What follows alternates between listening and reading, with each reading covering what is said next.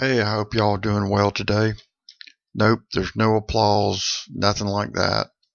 We're just going to get down to business. What I have today is some 4x4. I didn't show cutting them up, but y'all have seen that before, where I basically on the bandsaw just cut this cedar into square pieces. I glued these blocks together on the about 2 videos ago when I did a cedar box that was just round, and this one I wanted to do something a little bit different, so I'm actually introducing myself into the future of doing some square platters, square bowls, things like that, and seeing how that turns out. So what I'm cutting here is the base of the box. I'll put a mortise inside here in just a little bit, but I'm trying to get these corners and trying to get a feel for cutting the corners without cutting them away, but trying to sharpen them up and give some kind of a definition between the height of it and making it kind of an arch. I cut the mortise with a 2-inch Forster bit, and now I'm actually just working on the front side and the middle of the box. And I have to apologize that the camera is not in the right angle. I didn't move it like I should have. Okay, so you can see now I'm just rounding the top part of the box, taking it a little bit slow. Last thing I really need is for it to chip off a big piece, because I need to keep it in a circle so that the lid will fit on it. Now I've turned it around using the 2-inch mortise and drilling out the inside of the box with the 2 7/8 Forster drill bit.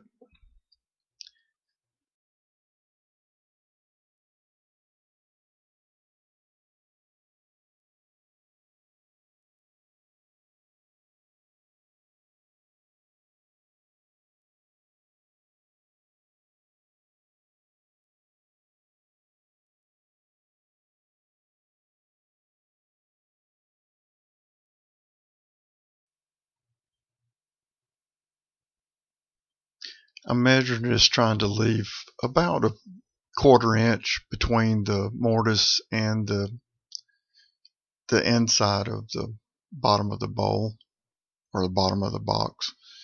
So that's why I'm actually trying to do it correctly. I don't need to go into it.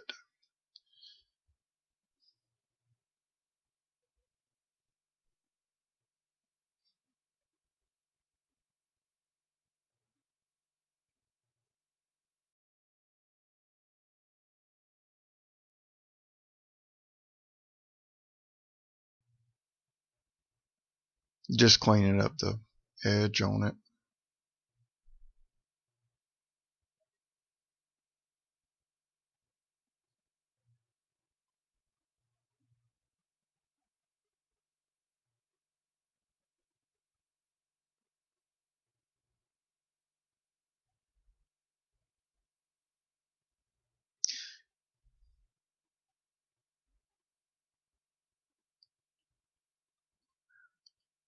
So now I'm fixing to get started on the top of the box, and I've decided just to use a worm screw to hold it in place, and I'll find the center, drill a hole, and screw it on. Then I can work on doing the top of the lid.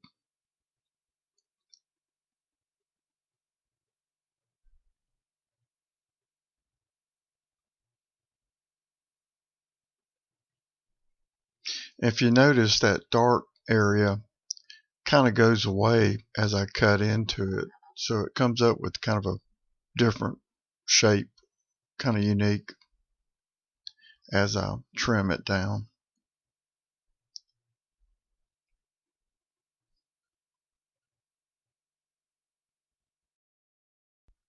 I'm using a Hurricane 5-inch bowl gouge with approximately a 55-degree Irish grind that just sharpened, and I thought this was going to be hard. I thought it was going to catch, but I guess the trick for me is just to pull it straight back as opposed to pushing it in.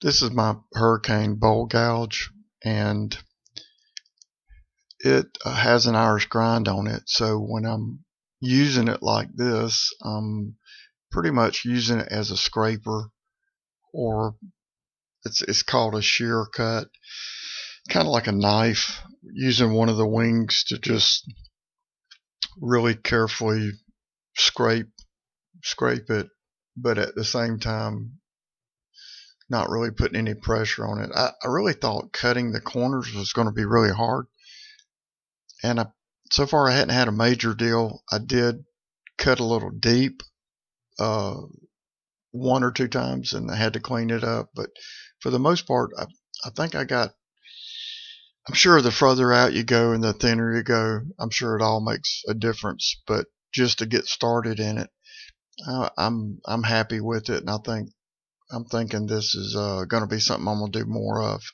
So stay tuned for that. So I have the scraper right this minute, which is it's a Hurricane tool also, and I believe it's 1.25 inches, maybe it's an inch wide scraper. Now I've gone back to the bowl gouge. Different tools can be used. You really only need a starter set, which has a scraper, has a couple of different things like that, but as you get into certain angles and positions, it's just easier to use a particular tool that does a good job at knocking off an edge or scraping something smooth.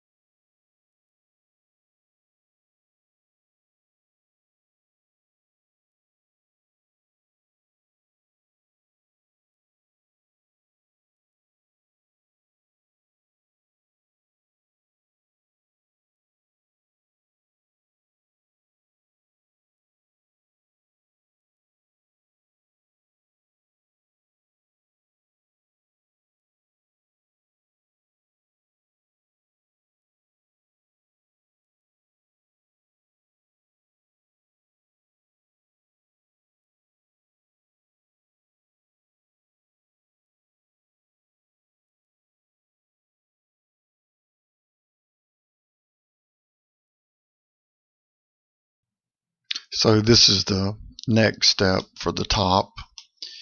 I've got to put the hole in the bottom part, or actually just make the mortise and tenon for the box to fit together. So I need a way to turn it without messing up the top, although as I'm putting this glue on, I'm thinking, well, I'm getting ahead of myself. So the people in the background are people putting the flooring in the house, and they're kind of in and out. Since I had sawdust, they decided to trim the floor right there. They probably thought I was crazy. So I got the hole put in the bottom. I can trim it up to where it'll fit the box. So now I'm starting to trim the edge, kind of making the tenon, and so as I was trimming, I realized that I was getting kind of thin, and I had a lot more wood to do or to trim on the top. So I figured I would just put the top back on the lathe and take off more wood there, and that's how much I've got on the top. So I had plenty of room to make it fit without making the bottom real thin.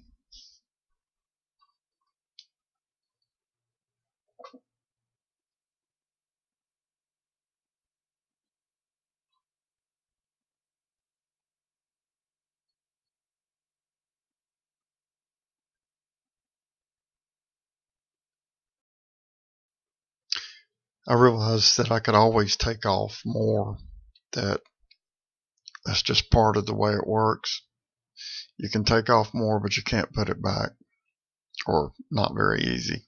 So it was tight, but I knew I had some more sanding and stuff to do, so I left it at that. Now, one of the problems that I had was with the waste block.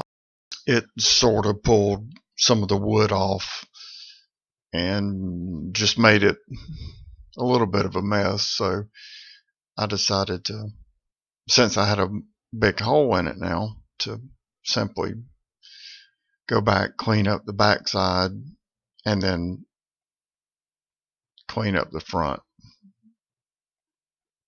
You can kind of see the corner up there where the round circle of the waste block was left on there. Thank goodness I had room to do this. And that gave me the opportunity to spend a little bit more time cutting these. I don't know how you say cutting the corners. You're trying not to cut the corners, but trimming on them and working on them. I could use more and more time. You can see there's a couple of grooves that I accidentally cut in there and had to go back and clean those up.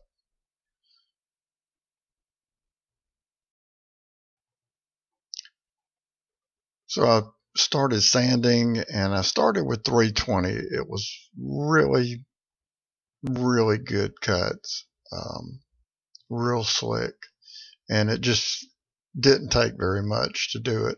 I was trying not to get it caught in the corners and just kind of working with it.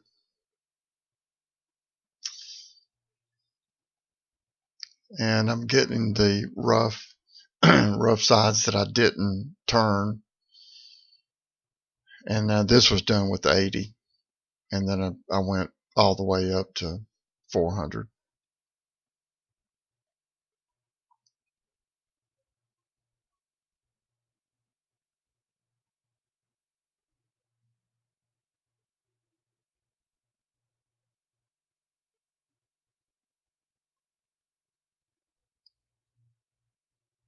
So that kind of fixes the top. Now I go to the base, and if you've seen this wood before, it's just it's just really rough, but it's such soft wood, it sands down real easy.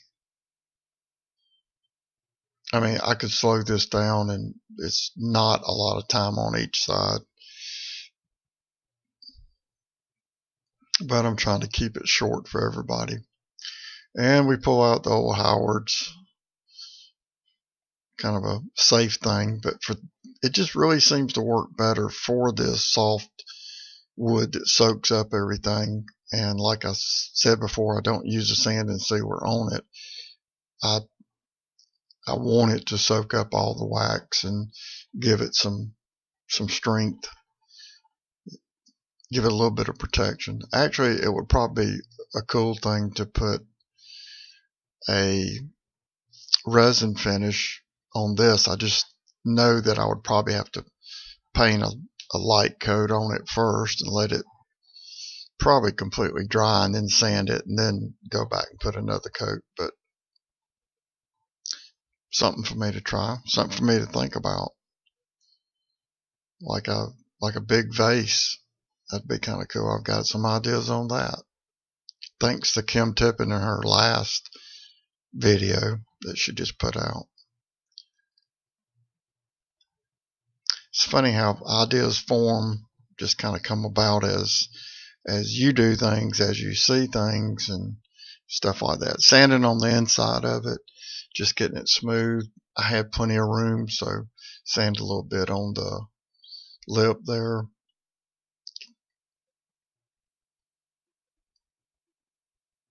And down in the bottom, I think I'd already sanded at this point the bottom, or on the lid, the inside top part of the lid.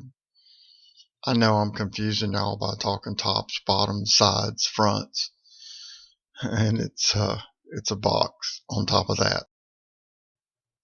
I would like to thank each and every one of y'all that has watched at least this much of the video. I really appreciate any and all comments that I get. With the beautiful rain that we got, it's amazing that it's devastating for other parts of the country.